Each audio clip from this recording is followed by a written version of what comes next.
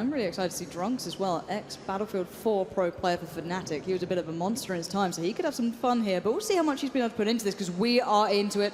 And look how gorgeous this looks already. You can see this huge environment, and this map is not small. This is only just a part of it. And, you know, that looked fairly big already. So here we go, with tanks rolling into the battle, and in the background there you can already see some of the capture points. At the top of the screen you can see there are 7 on this map. So actually, in case people are new to Battlefield as a whole, maybe they haven't played the previous iterations and they're just watching to see what's going on here, we'll jump into the content soon enough. Explain to us how this game mode works so people know what to be looking for here, Westy. Okay, so Conquest is your bread and butter for Battlefield. It's like the original game mode. And, you know, you're fighting for control of the whole map.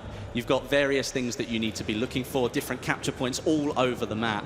And here already, as you can see, we are on board with Level Cap, and something that I think he's been doing quite a lot recently is playing with the Flame Trooper. Now, unfortunately, it switched away, but hopefully we can go back to that in a minute. Yeah, we can definitely check that out. The horses are out now. We're going to have 3 games of this, so don't worry. We'll get to break down this content for you. Yep, and maybe all that Johnny Cash has inspired the Ring of Fire. You know what I mean? It all comes out now. We're going to see it going on. But yeah, this is the horse gameplay that we were looking for. Again, though, you're not going to get away with it. You can't just charge at 2 people and hope for the best. You will be taken down. It looked like the horse may have survived that, but the rider certainly didn't. Well, yeah, that's an interesting point, actually. It's the horse is very similar to other sort of open vehicles where you can die, but your vehicle, or horse in this case, may survive, because the horse has a higher health level than you do.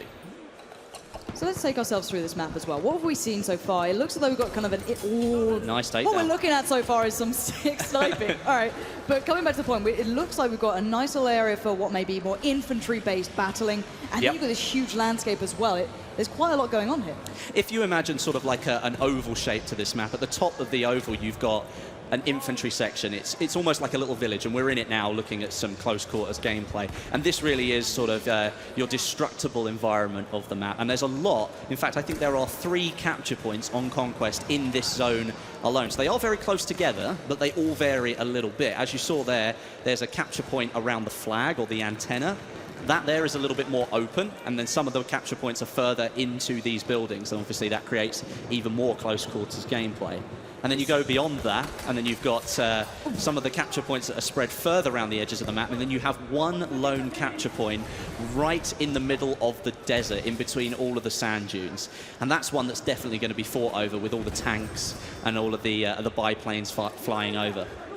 And I'm loving the diversity of weaponry we're seeing so far. Already, you've seen the shotgun coming through, clearing out that close range where in that infantry sort of area where they really flourish, you get to punish. And it looks like we're on board with Sinai. This is not prop hunt, I can tell you that right now. So you've got to get into the battlefield and do some work. So he's going to be going for it, going with the charge here, but you can see the punish come out from the others. Already set up very well. There's gorgeous rifles. Going to nick the horse and go for a ride. Why not? Go for it. It's up for grabs. You may as well take it if you can. Unfortunately, he didn't manage to get away there, but you know, that was a valiant effort. I think he deserves some credit there. Always going for the anti-tank line on the horse. That was an interesting way to try and take that one down. And so far, the horses look really good here. They look like they work with the map. They don't seem to be clunky or just, you know, out of place. They seem to be really having a purpose. However, the riders, on the other hand, are being punished. The plane crashes. This environment is absolutely beautiful.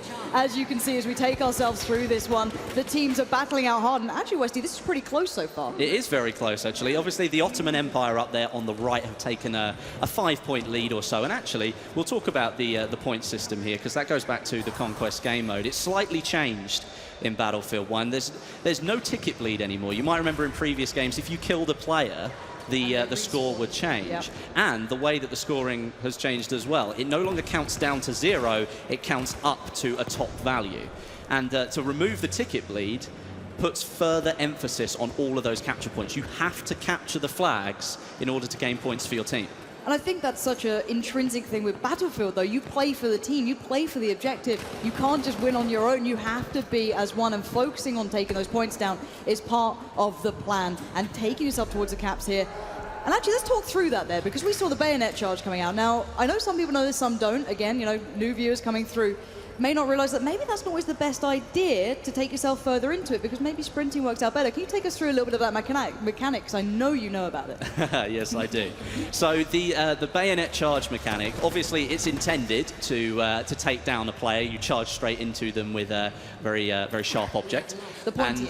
But it can be used in another way, and a lot of people have started using it to very quickly get themselves out of a sticky situation. Maybe they're caught in a crossfire, they don't want to be there, or there's a player in front of them, they're not ready to go. They turn around and they bayonet charge out of the way because you sprint so much faster. However, though, after that sprint, you can only walk, because obviously you've just gone for a fairly serious sprint. And you can't sprint normally after that point, and that can sometimes leave you very vulnerable. Well, we're going to be seeing that up-close action here. The melee comes out, an absolute takedown comes in. That was lovely to watch. However, the tanks are doing the major work. I think that's actually X Factor in one of those, driving around, doing everything they can. But there are counters to this. Now, maybe new players say they're going, well, how do you deal with a tank? You know, I'm just a man, but there are ways to get around this, isn't there? 100%. I mean, there are specific classes that are actually built to deal with that. And in this game, you're looking at the Assault. And something that you might notice that you might not have seen before in previous trailers or gameplay from the alpha is that the Assault players now have access to explosives. A bit like what you might call C4, but obviously a World War I version of that. So it's more like a dynamite stick. And that's something that you're likely going to see in the gameplay today. Very up close and personal, though. You have to get close to the tank to be able to get near enough to throw the dynamite. It doesn't stick like modern explosives do, so you have to be very close and sort of catch the tank unawares. Yeah, and Stone Mountain trying to hold on here. The rest of his team was almost wiped at that point. His squad was in dire straits, so he's going to try and do what he can on the objective almost here, near that train station. Try and keep this one under wraps. You're going to see, actually, at the moment, it's the British Empire taking a strong lead, at least for now. The tickets don't reflect that just yet. And, oh, here we go. The train has been deployed. The hype train's about to come into the station here, Westy. Yes, this is actually a really interesting bit, because even though it's a behemoth, and yes, it's designed to change the game, it really depends on how you use it. If you don't use it correctly, then you could actually leave yourself more vulnerable. It could go very quickly indeed, and then you've lost your chance to sort of change the tide of the battle. And let's go down that route, actually, because we're going to see it in action very, very soon. The point is, it doesn't really get to the capture points, does it? It only really goes by one. It has an effect on a second. It does do damage. There's no disputing that. Here comes the train now. And yes, it is on rails for anyone else out there who wants to make a joke about that. No, it is on rails, and it features 6 different seats, plenty of cannons on the side. It's actually got an anti-air cannon as well, so it is extremely powerful, not only to ground units, but people up in the sky really do need to pay attention as well. Now, speaking of up in the sky, though, there has to be a counter to this, as you said. There are ways to play around these behemoths, because we saw on that first map, people were kind of unsure how to deal with it the first time. Then you see that everyone coming together, taking it down and working through it. How do you deal with that train? Well, one of the things that you can do is, as an infantry unit, obviously, as I said, the Assault player does have access to some explosives, but in my own sort of experience of looking at the games that we've seen, players in sort of planes are going to be the best ones to sort of so eyes in the sky here. Yeah, eyes in the sky, really. You've got people in the bombers, and they're the ones who can deal a massive amount of damage. If they lay down a carpet of bombs on top of that train, they're going to do a massive amount of damage. Well, speaking of it, you highlighted Ponyline HD as one of the players you wanted to watch for this ability. He's already eyeing up that train. He knows what he wants out of this one. Definitely, but just so we can see here, this is a really good shot of just the scale of the map as well. It's absolutely massive.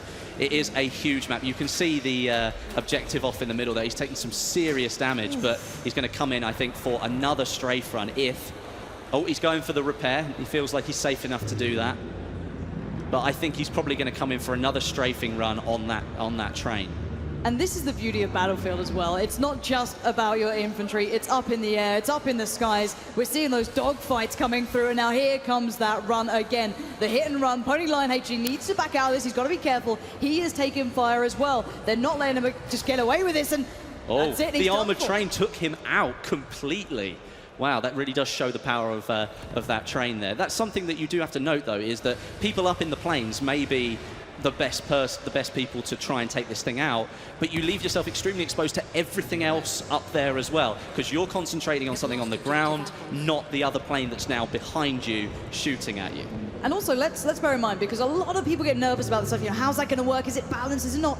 Keep your eyes on the tickets. They haven't gone drastically in one favor. It's more even the scoreboard. It's meant to be able to turn the tide of the war almost, and we've got a little bit of action. Cypher Wolf and whips the pistol shot. You're going to get punished there. The MP18 trench gun is going to deal with you very swiftly. They tried to go for like a sneaky melee kill, but it didn't quite pay off. And you know what? It happens to me all the time. You try and go for it, and then the person turns around at the last minute, and of course they're the one standing there with a fully automatic weapon whilst you've got a bolt action rifle. So, and that again is the beauty of Battlefield. It's the rock, paper, scissors mechanic. Everything has a counter. If you're going in for the melee, you better be aware that that person could turn around at any moment, and you've left yourself extremely vulnerable.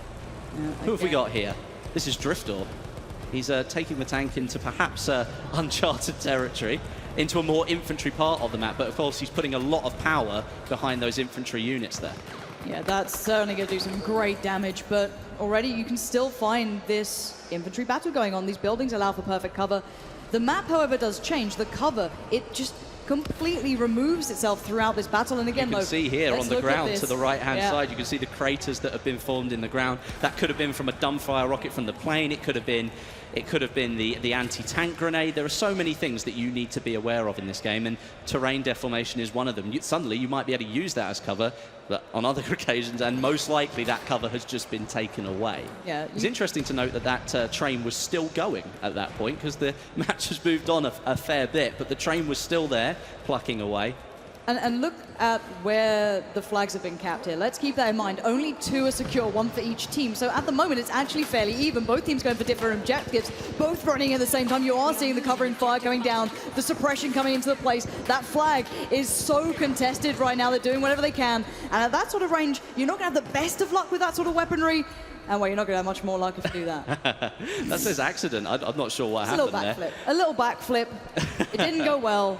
We're still running in favor of the Ottoman Empire here, but the gap is only 10 points. And as I said, kills don't count towards that score anymore. So there is a lot of frantic toing and froing around these flags, but now you can see that the British Empire now have control of, I think... That's a 4 lockdown at least. That's a 6 lockdown now. It's about to be. It's about to be 6 lockdown. And as you can see, the British Empire catching straight back up now, reducing their lead.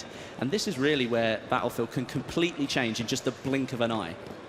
And at the moment, the Ottoman Empire only clinging on to 1 point. That is not what you'll be seeing. And actually, let's talk a little bit about this sniper rifle as well. Let's talk about what we're seeing here, because you see people talking about zeroing, which you didn't necessarily see in that one, but bullet drop's a thing in this. It's not just your out of the box kind of easy shooter. This is tough work. Yeah, you've got the bullets that you fire do actually travel across the map. They take time to reach the enemy that you're firing at. You've got bullet drop and bullet drag as well. For people who don't know what bullet drag is, that's where... Oh, look at that for a roadkill. That was fantastic.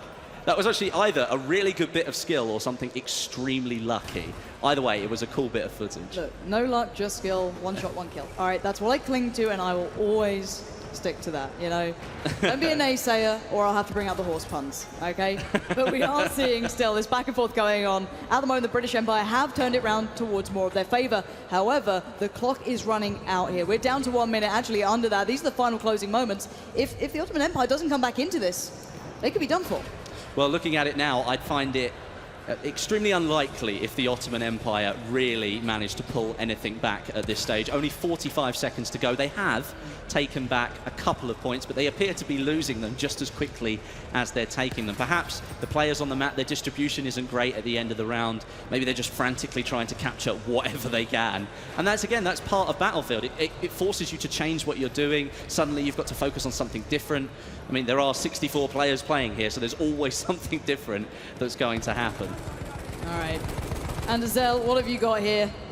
He's capturing, at least. Yeah, he is. He's actually doing some damage. He's trying to take out the trying to take out one of the planes, but we are coming very close to the end of the round now. Just 10 seconds to go, and that's a nice way to finish the round. I think a good overview of the map and our first round of Battlefield 1 on the desert.